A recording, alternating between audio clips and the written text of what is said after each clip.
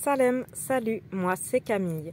En 2015, je suis partie seule avec mes deux enfants m'installer à Tanger, au Maroc. Et en 2021, j'ai fait l'acquisition d'un camping-car pour vivre à l'année dedans. Alors si tu souhaites embarquer avec nous dans l'aventure, abonne-toi. Salam alaikum, bonjour, bienvenue dans cette nouvelle vidéo, j'espère que vous portez tous bien, bi'idhnillah. Dans la dernière vidéo, je vous présentais la magnifique palmeraie de Skoura et je vous disais qu'on était arrivé à Ouarzazate où on a fait une petite étape et là on a repris la route où on se dirige vers la côte, vers Agadir, mais d'abord on fait une dernière halte, une petite nuit à Taliwin. Donc après avoir fait quelques courses, on se dirige vers Taliwin, la ville du safran. Tout au long de la route, les paysages sont magnifiques et on arrive à Taliwin un petit peu avant l'heure du coucher du soleil avec des couleurs qui sont splendides et on se fait une soirée chamallow grillé et je vous laisse écouter. On a eu des voisines un petit peu bruyantes pour cette nuit, cette étape d'une nuit avant de reprendre la route le lendemain matin.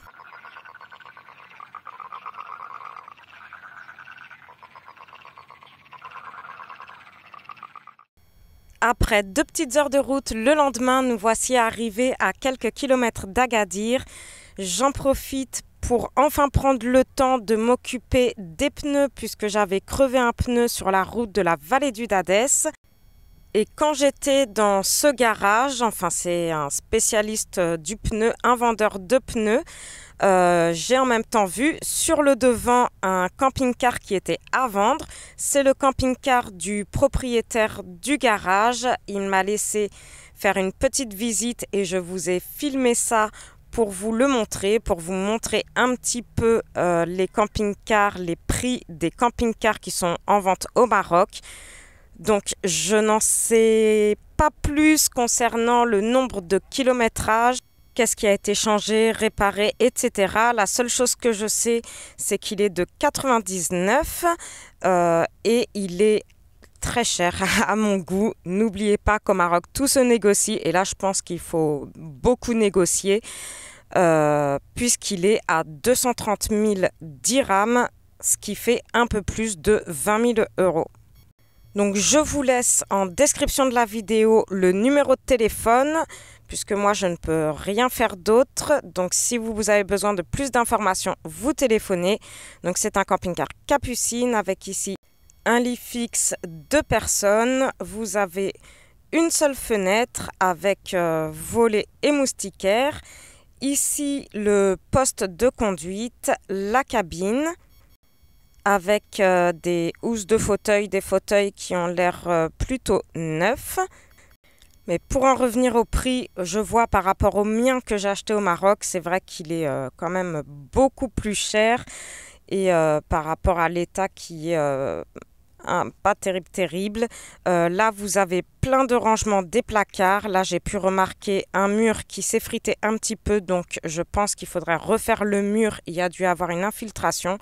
Ça, c'est important de bien vérifier. Vous avez la télé, la banquette avec la table qui peut se transformer en deuxième couchage. Donc, vous avez 4 couchages. Ici, une salle de bain. Donc, c'est des vieux meubles à changer ou pas avec des toilettes chimiques qui sont à cassette.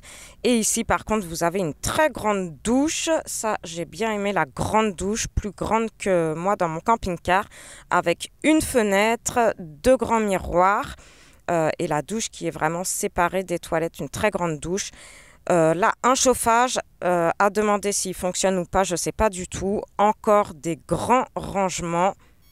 Donc les couleurs, c'est un peu flashy. Je pense qu'il faudrait refaire un coup de peinture là-dedans, changer les housses. Mais après quelques rénovations, il pourrait être pas mal. Par contre, c'est clair que le prix, il est beaucoup trop élevé, je trouve, pour ce que c'est. Là, vous avez donc 2 ceintures, donc ça doit être un 4 places carte grise. Là aussi, dans la cuisine, vous avez l'évier de feu au gaz. Et là, ce que j'aime bien, c'est qu'il y a un grand plan de travail. Ça, il y a des camping-cars qui n'ont pas trop de plan de travail. Celui-ci en a un, donc ça, c'est plutôt chouette.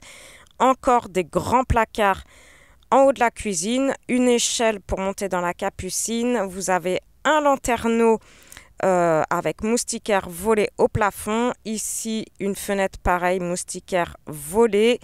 Et côté cuisine aussi, moustiquaire volé et les fenêtres du salon et de la cuisine qui sont des fenêtres avec un côté qui s'ouvre coulissant. Donc après avoir fait quelques petits travaux, changer les housses, les rideaux, mettre à votre goût, aux couleurs que vous aimez, il peut être pas mal. J'ai vérifié sous la moquette, donc il y a du lino. Il y a aussi un frigo, donc pareil à vérifier, demander comme le chauffage s'il fonctionne, ça je ne sais pas du tout. En tout cas, ça vous donne une idée du marché marocain. L'avantage d'avoir un camping-car marocain, c'est que contrairement à un véhicule européen, vous pouvez rester toute l'année avec le véhicule au Maroc. Par contre, en effet, les prix sont beaucoup plus élevés. Là, même quand je vois par rapport au mien, celui-là est quand même assez élevé, donc il faut vraiment négocier. Donc comme je vous disais, nous voici arrivés sur la côte dans la région d'Agadir. On a récupéré mon père qui est arrivé de France à l'aéroport. Lui a récupéré son fourgon aménagé et on est à quelques jours de l'Aïd el-Fitr qui a eu lieu le 2 mai, lundi 2 mai cette année au Maroc. Un jour d'écart avec la France et de nombreux autres pays. Pendant l'Aïd, ce sera férié pendant 3 jours, tout sera fermé pendant 3 jours. Donc avant, on fait quelques courses au souk. J'aime beaucoup l'ambiance dans les souks et surtout en cette veille de l'Aïd, c'est encore plus agréable. On est à 10-15 km d'Agadir, au nord d'Agadir, et il commence à faire assez chaud. Ça y est, nous sommes lundi 2 mai, jour de l'Aïd. J'espère que vous avez tous passé une très belle fête en famille. Nous, on s'est réveillés assez tôt et on s'est rendu sur le lieu de prière à 7h moins le quart car je n'étais pas sûre de l'heure à laquelle ça commencerait. Ça a finalement commencé à 7h30 et on était garés avec le camping-car à seulement 100 mètres du lieu de prière, donc c'était assez pratique. On rentre donc dans le côté pour les femmes, on s'installe en attendant que Salat el-Aïd commence.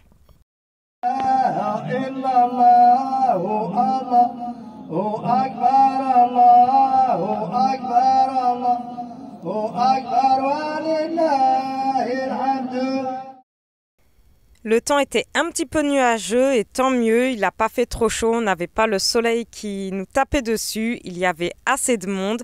Là, on est juste devant la mer et au fond, c'est là où nous étions garés, où nous avons passé la nuit.